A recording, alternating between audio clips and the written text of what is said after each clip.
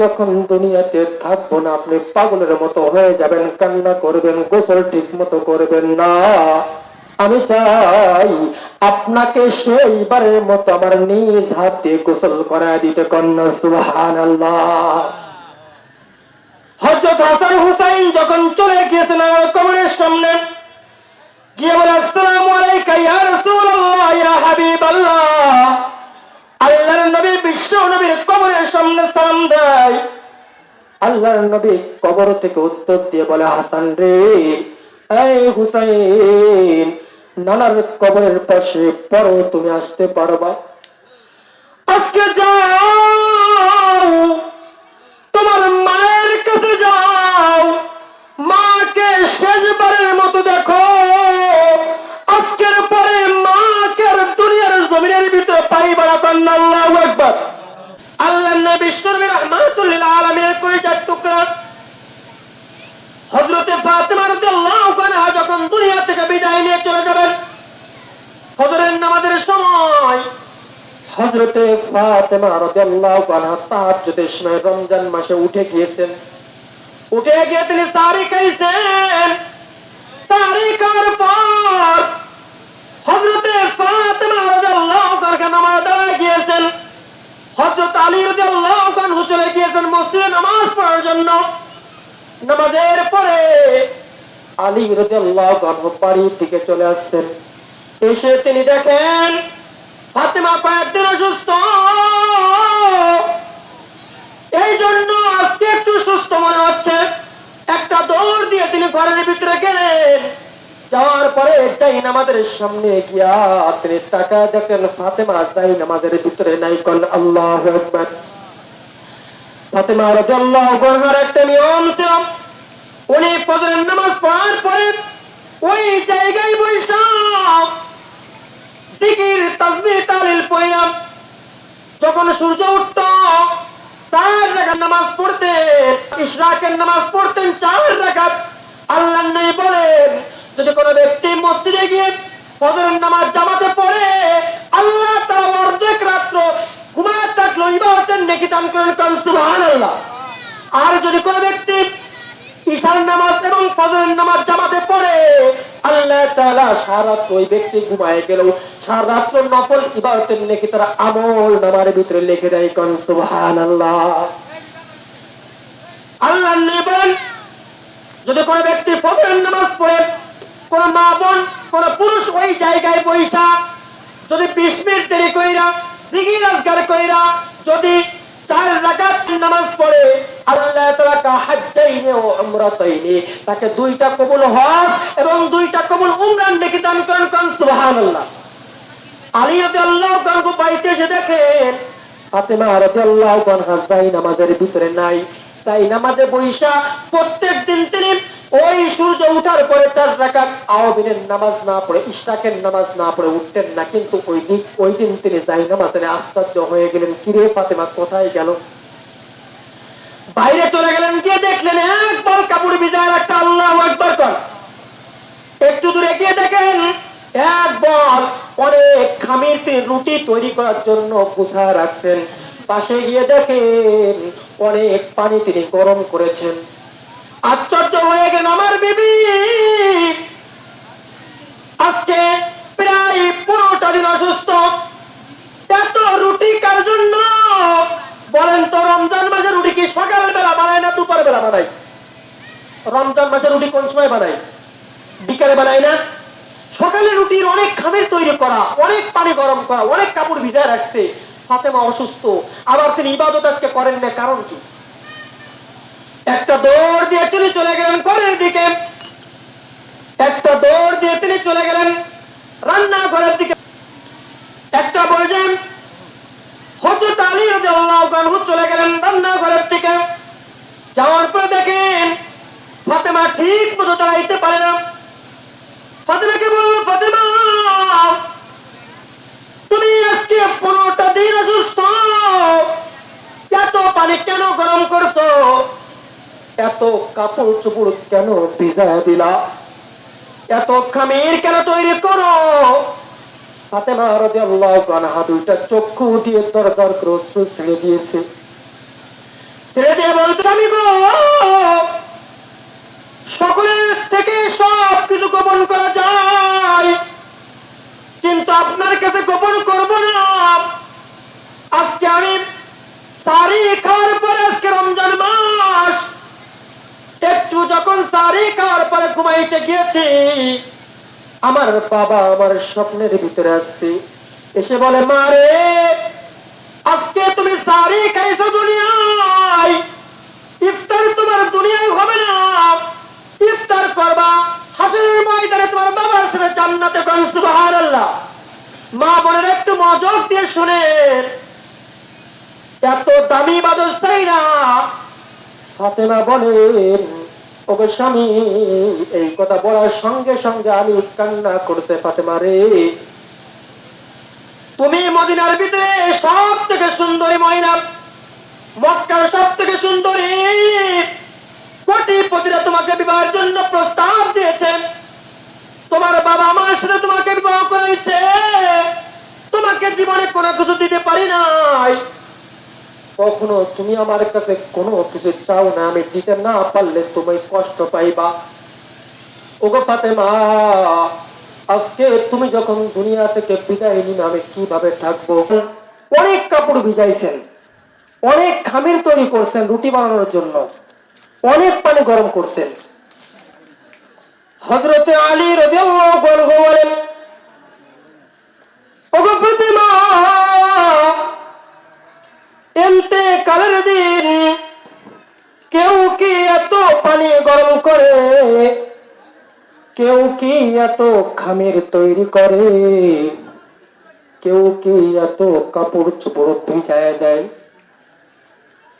হযরত হাসান হুসাইন ঘরের ভিতরে আছে, মা বাবার কান্না দেখে তারাও কান্না শুরু করছে। বলেন তো, মা বাবার যতই কষ্টে থাকুক না কেন, সন্তানদেরকে কি কষ্ট বুঝতে দেয়? পকেটে টাকা নাই, সন্তানদেরকে বুঝতে দেয় না, কর্জ করা হলেও সন্তানের পরীক্ষার ফি দেয়, ঠিক কিনা কন? একটা পর্যায়ে ফাতেমা বললেন, হাসান হুসাইন, যাও যাও, তোমার নানার কবরের পাশে চলে যাও। সুবহানাল্লাহ বলেন। হাদিসের ভিতরে আছে, হযরতে হাসান হুসাইন নানার কবরের সামনে গিয়ে সালাম দিলে, কবর থেকে সালামের উত্তর আসতো। কোন সুবহানাল্লাহ। আমরা যেভাবে জীবিত মানুষের সাথে কথা বলি, হাসান হুসাইন আল্লাহর নবীর সাথে কথা বলতে পারতো। এটা আল্লাহর নবীর একটা মুজিজা ছিল। আলী রাদিয়াল্লাহু আনহু বলেন, ওগো ফাতেমা, এত খামির কেন তৈরি করছো? ফাতেমা রাদিয়াল্লাহু আনহা বলেন, ওগো স্বামী, আমি দুনিয়া থেকে বিদায় নিয়ে চলে যাওয়ার পরে আপনি কান্না করতে শুরু করবেন। আপনার জন্য কে খাবার তৈরি করবে? আমি ফাতেমা আপনার খাবারের ব্যবস্থা করে যাওয়ার জন্য অনেক রুটি তৈরি করতেছি। কোন আল্লাহু আকবার। বললাম, ফাতেমা রে, এত কাপড় কেন ভিজাইলা? ফাতেমা রাদিয়াল্লাহু আনহা জান্নাতি মহিলাদের সরদারিনী। ও মা, ও বোন, ফাতেমার সাথে যদি জান্নাতে যাইতে চাও, ফাতেমা রাদিয়াল্লাহু আনহা হাত দিয়ে তিনি গম বা জব পেস্টে পেস্টে ওনার হাতের ভিতরে কড়া পড়ে যাইত। কান আল্লাহু আকবার। আর আমাদের সমাজের মহিলারা কাজ কাম করতে চাই না, আছে কি নাই? হযরত ফাতেমা রাদিয়াল্লাহু আনহা বললেন, স্বামী, আমি যখন দুনিয়া থেকে বিদায় নিয়ে যাইব, আপনি তো কান্না করবেন, আপনার কাপড় চোপড় গুলো কে দিয়ে দিবে?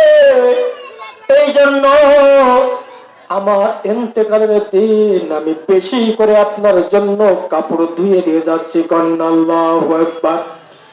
কেমন ভেবেছিলেন ফাতেমা? একবার হযরত আলী রাদিয়াল্লাহু আনহু ফাতেমার অসুস্থতার ভিতরে বললেন, ইয়া ফাতেমা আতাকুলু, তুমি কি কিছু খাইতে চাও? ফাতেমা রাদিয়াল্লাহু আনহা কখনো কোনো কিছু মুখ দিয়ে চাইতেন না। কন্যা সুবহানাল্লাহ। কারণ আমি তোমার কাছে চাইবো, আর তুমি যদি দিতে না পারো তাহলে তোমার মনে কষ্ট লাগবে। আমি বিবি হয়ে স্বামীকে কষ্ট দিতে চাই না। কোন সুবহানাল্লাহ। আর আমাদের সমাজের মহিলারা স্বামী ফোন দিয়েছে, অমুক জিনিস আনো, আনতে দেরি হয়েছে, ঘর খোলে না। ঠিক কিনা গণ? স্বামীর সাথে দুর্ব্যবহার করে, আছে কি নেই? একটা বলেন হযরতে ফাতেমা রাদিয়াল্লাহু আনহা করেন, আলীও কান্না করে বলল, ফাতেমা আজকে এত পানি কেন গরম করো? হযরতে ফাতেমা রাদিয়াল্লাহু আনহা বলেন, স্বামী গো, আমি যখন দুনিয়াতে থাকবো না আপনি পাগলের মতো হয়ে যাবেন, কান্না করবেন, গোসল ঠিক মতো করবেন না। আমি চাই আপনাকে সেইবারের মতো আমার নিজ হাতে গোসল করায় দিতে। কন্যা সুবহানাল্লাহ। হযরত হাসান হুসাইন যখন চলে গিয়েছেন কবরের সামনে, গিয়ে বলে, আসসালামু আলাইকা ইয়া রাসূলুল্লাহ ইয়া হাবিবাল্লাহ। আল্লাহর নবী বিশ্ব নবীর কবরের সামনে সালাম দেয়। আল্লাহর নবী কবর থেকে উত্তর দিয়ে বলে, হাসান রে, এই হুসাইন, নানার কবরের পাশে পড়ো, তুমি আসতে পারবা? আজকে যাও, তোমার মায়ের কাছে যাও, মাকে শেষবারের মতো দেখো। আজকের পরে মাকে আর দুনিয়ার জমিনের ভিতরে পাইবা না। কন্যা আল্লাহু আকবার। মাকে আর শেষবারের মতো দেখে নাও, আজকের পরে মাকে তুমি আর পাইবা না। হাসান হুসাইন হাও মাও করে কান্না করতে করতে রওনা দিল। ঘরের ভিতরে ঢুকে দেখে মাও কান্না করে, বাবাও কান্না করে। একটা পর্যায়ে হাসান হুসাইনকে ফাতেমা বলেন, ওগো হাসান, ওগো হুসাইন, তোমরা কেন কান্না করো? বলল, আমাদের না জান কবর থেকে আমাদেরকে বলে দিয়েছে আপনি না দুনিয়ার দুগুণে আর বেশিক্ষণ থাকবেন না। ওগো মা, আপনাকে শেষবারের মতো দেখার জন্য বলছে। আমাদের নানাও ছিল, নানা দুনিয়া থেকে বিদায় নিয়েছে। আপনিও যখন থাকবেন না, কার কাছে আমরা যাব? আল্লাহর নবী বিশ্ব নবী কলিজার টুকরা ফাতেমা বলেন, হাসান রে, হুসাইন রে, কখনো বাবার দিকে চক্ষু উঁচু করে তাকাইবা না। কন্যা আল্লাহু আকবার। কেমন শিক্ষা সন্তানদেরকে দিতে হবে? আজকে মা বাবার সাথে ঝগড়া করানোর জন্য সন্তানদেরকে উস্কায় দেয়। ঠিক কিনা কন? আপনি ফাতেমা রাদিয়াল্লাহু আনহার গাড়িতে জান্নাতে যাইতে চান, তাহলে ফাতেমার আদর্শ গ্রহণ করার দরকার আছে কি নাই? একটা বলেন হযরত আলীকে বলে, আলী, ওগো কলিজার টুকরা স্বামী, আমি আপনার খেদমত ঠিক মতো করতে পারি নাই। আমার যদি কখনো ভুল হয়ে যায়, আপনি আমাকে ক্ষমার দৃষ্টিতে দেখবেন। ফাতেমা আলীকে কেমন ভালোবাসত, কখনো আলীর কাছে কোনো কিছু চাইতো না যা দিতে পারবে না। হযরত আলী রাদিয়াল্লাহু আনহু একবার ফাতেমাকে বলে, ফাতেমা, তুমি অসুস্থ, তুমি কি কিছু খাইতে চাও? ফাতেমা রাদিয়াল্লাহু আনহা বলেন, একটা পরে যখন জোর করলেন, বলল, ডালিম আমি খাইতে চাই, তুমি যেহেতু এত জোর করতেছো। ঘর থেকে একটা চাদর বিক্রয় করে কয়েকটা ডালিম কিনলেন। ডালিম কিনে নিয়ে যখন বাড়ির দিকে আসতেছেন, পথের ভিতরে একজন ভিক্ষুকের সাথে দেখা হয়ে গেল। কোরআনের ভিতরে আল্লাহ তাআলা বলেন, মুসলমান যারা ইয়াদউনা রাব্বাহুম ফিস সাররা'i ওয়াদ-দাররা, সুখে শান্তি দুঃখে সব অবস্থায় তারা আল্লাহকে খুশি করে, ঠিক কিনা কর? সুখে থাকলেও আল্লাহকে বলে না, দুঃখে থাকলেও তারা আল্লাহকে বলে না। একটা পর্যায়ে ভিক্ষুক বলল, আলী রে, তোমার থলির ভিতরে কি? আলী আশ্চর্য হয়ে গেল, কিরে ভিক্ষুক দেখলো কিভাবে? এমন তো কিন্তু ভিক্ষুক না, ফেরেশতা মানুষের রূপে আসছে। কোন সুবহানাল্লাহ। আল্লাহর নবী সাহাবী আলীকে পরীক্ষা করার জন্য, যে তারা যখন সচ্ছলতা থাকে এবং যারা অসচ্ছল থাকে তখন আল্লাহর জন্য কেমন দান করে। আলী রাদিয়াল্লাহু আনহু বললেন, আমার ফাতেমার জন্য একটা ডালিম কিনছে। বলল, একটু কি আমাকে দেওয়া যায় না আল্লাহর ওয়াস্তে? যখনই আল্লাহর কথা বলছে, অর্ধেক ডালিম কেটে ওই ভিক্ষুককে দিয়ে দিয়েছে। কোন সুবহানাল্লাহ। একটু জিকির করি, লা ইলাহা ইল্লাল্লাহ।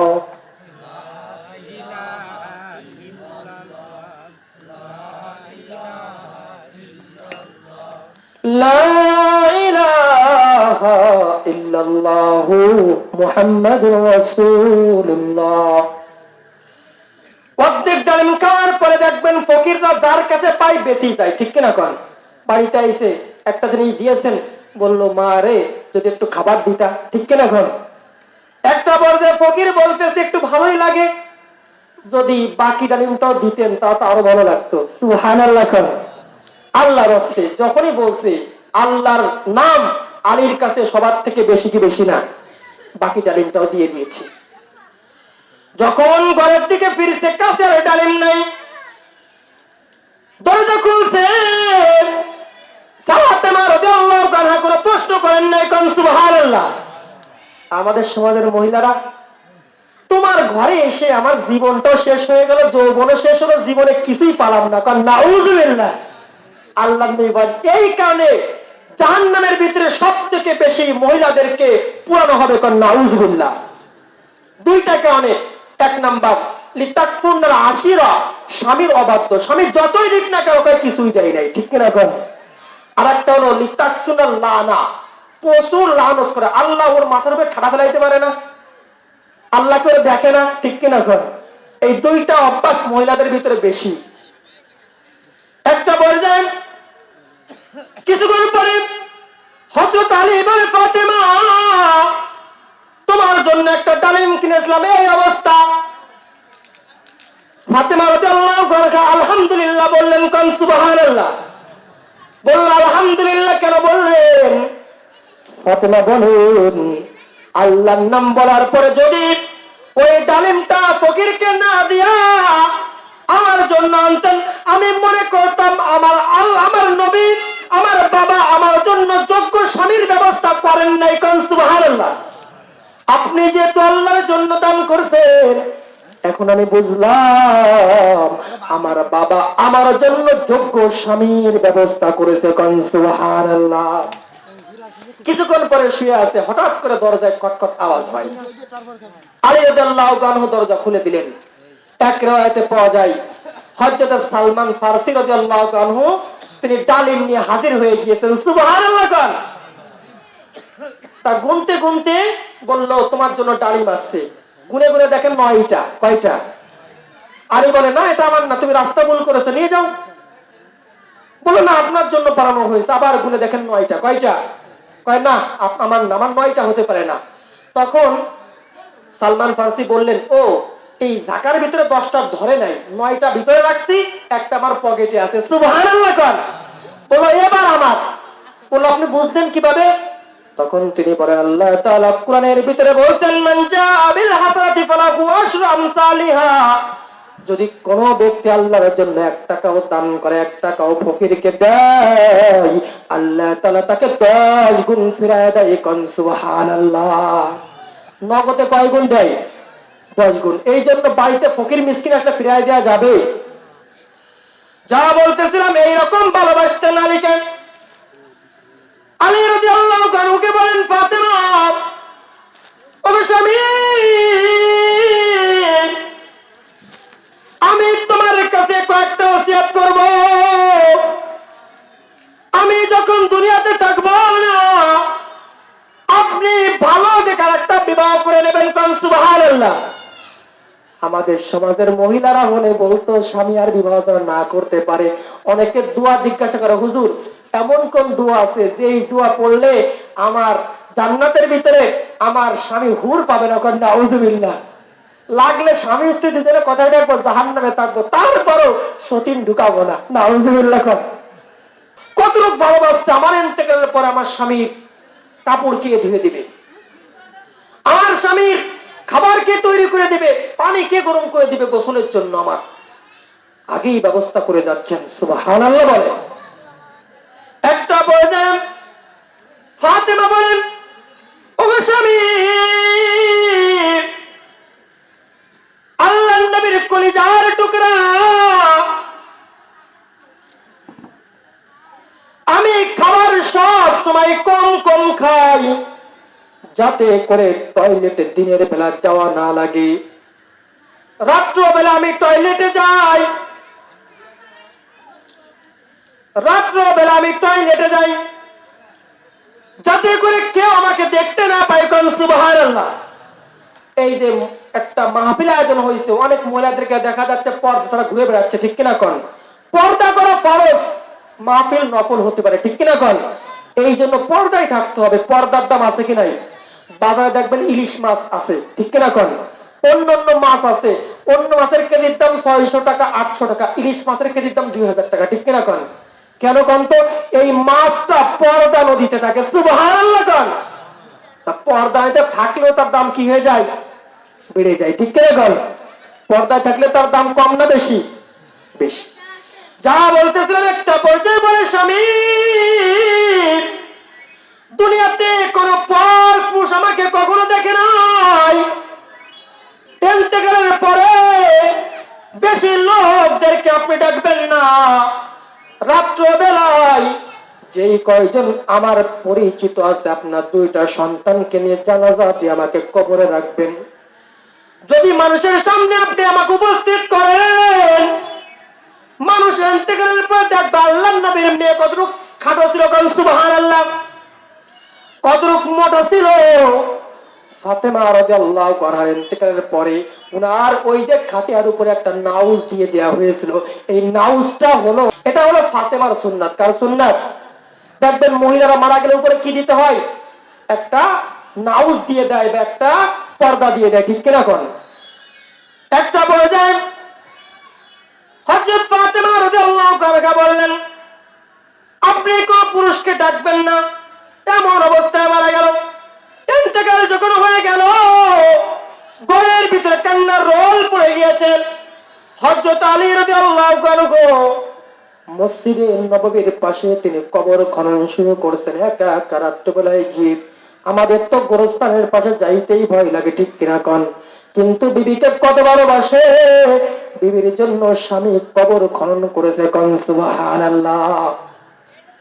খনন করার পরে খাটিয়ার ভিতরে যখন উঠাইছে, বলেন তো খাটিয়া ধরতে কয়জন লোক লাগে? জোরে বলেন কয়জন? নারায়ে তাকবীর। আল কোরআনের আলো। কয়জন লোক লাগে খাটিয়া ধরার জন্য? কিন্তু লোক হয়েছে 3 জন, ঠিক কিনা কন? হযরত আলী রাদিয়াল্লাহু আনহু এবং তার 2 ছেলে, 3 জনে কি খাটিয়া উঁচু করা যায়? একটা পর্যায়ে আলী রাদিয়াল্লাহু আনহু কান্না করে, আমার বিবির সাথে ওসিয়াত করেছি আমি কাউকে দাওয়াত দিব না। হঠাৎ করে কে যেন দরজার ভিতরে খটখট করে আওয়াজ করে। আলী রাদিয়াল্লাহু আনহু যখন দরজা খুললেন, খোলার পরে দেখলেন একজন পুরুষ। সুবহানাল্লাহ। তিনি তাকায় দেখেন, তিনি হলেন আল্লাহর নবীর প্রিয় সাহাবী হযরতে আবু যর গিফারী রাদিয়াল্লাহু আনহু। সুবহানাল্লাহ। হযরতে আবু যর গিফারী, হযরতে আবু যর গিফারী খাদেমে খৈরুল বশর, खिदमत में जिंदगी भर ना बनाया अपना घर। আল্লাহর নবীর সামনে একবার আবু যর গিফারী রাদিয়াল্লাহু আনহু বসে আছেন, আসতেছেন। হযরত জিবরাইল আলাইহিস সালাম বলেন, ইয়া রাসূলুল্লাহ, ওই যে দেখেন আবু যর গিফারী। কোন সুবহানাল্লাহ। আল্লাহর নবী বললেন, জিবরাইল তুমিও কি আবু যর গিফারীকে চিনো? জিবরাইল আলাইহিস সালাম বললেন, ইয়া রাসূলুল্লাহ, শুধু আমি নয়, সাত আসমানের ভিতরে যত ফেরেশতারা আছে সমস্ত ফেরেশতারা আবু যার গিফারিকে চেনে, কোন সুবহানাল্লাহ। আল্লাহর নবী বিশ্ব নবী বললেন, আল্লাহর নবীকে বললেন শুধু চেনেই না, সাত আসমানের ফেরেশতারা আবু যার গিফারির প্রশংসা করতে থাকে, কোন সুবহানাল্লাহ। আল্লাহর নবী বললেন এমন কি আমল সে করেন? বলল ইয়া রাসূলুল্লাহ, আবু যার গিফারির ভিতরে দুইটা আমল আছে। কয়টা? এক নাম্বার হলো লিকাসরাতি তিলাওয়াতি সূরাতুল ইখলাস। আল্লাহর নবী বিশ্বনবী বলেন, যদি কোন মা বোন, কোন পুরুষ, কোন ব্যক্তি কুল হুয়াল্লাহু আহাদ আল্লাহুস সামাদ লাম ইয়ালিদ ওয়া লাম ইউলাদ ওয়া লাম ইয়াকুল লাহু কুফুয়ান আহাদ, এই সূরাটা তিনবার পড়ে আল্লাহ রাব্বুল আলামিন ওই পড়নে ওরাকে এক খতম কোরআনের নেকি দান করেন, কোন সুবহানাল্লাহ। এক নাম্বার তার আমল হলো বেশি বেশি সূরা ইখলাস তেলাওয়াত করে, কোন সুবহানাল্লাহ। কোরআন শরীফ 30 পারা, একবার পড়লে 10 পারার নেকি, দুইবার পড়লে 20 পারার নেকি, তিনবার পড়লে 30 পারার নেকি, কোন সুবহানাল্লাহ। বলেন তো সূরা ইখলাস পড়তে কি অনেক সময় লাগে? যা বলতেছিলাম, দুই নাম্বার। এক নাম্বার হলো আবু যার গিফারি বেশি বেশি সূরা ইখলাস তেলাওয়াত করে। বলেন তো বেশি বেশি ইখলাস তেলাওয়াত করার দরকার আছে কি নাই? দুই নাম্বার হলো লিসতিগারিহি আলা নাফসিহি, নিজেকে ছোট মনে করে। নিজেকে ছোট মনে করার উদ্দেশ্য হলো যখন তোমার সামনে তোমার প্রশংসা কেউ করবে তোমার ভিতরে অহংকার আসবে না, আর যখন কেউ তোমার নিন্দা করবে তখন তোমার ভিতরে হিংসা আসবে না। এরকম অবস্থা যদি তোমার তৈরি হয় তাহলে তোমার ভিতরে হিংসা নাই, অহংকার নাই, তুমি আল্লাহর কাছে প্রিয় হইতে পারবা, কোন সুবহানাল্লাহ। যা বলতেছিলাম, এই আবু যার গিফারি দুইটা আমল করেছে। কয়টা? দুইটা। এক নাম্বার বেশি বেশি ইখলাস তেলাওয়াত করতে, বেশি বেশি ইখলাস তেলাওয়াত করার দরকার আছে কি নাই?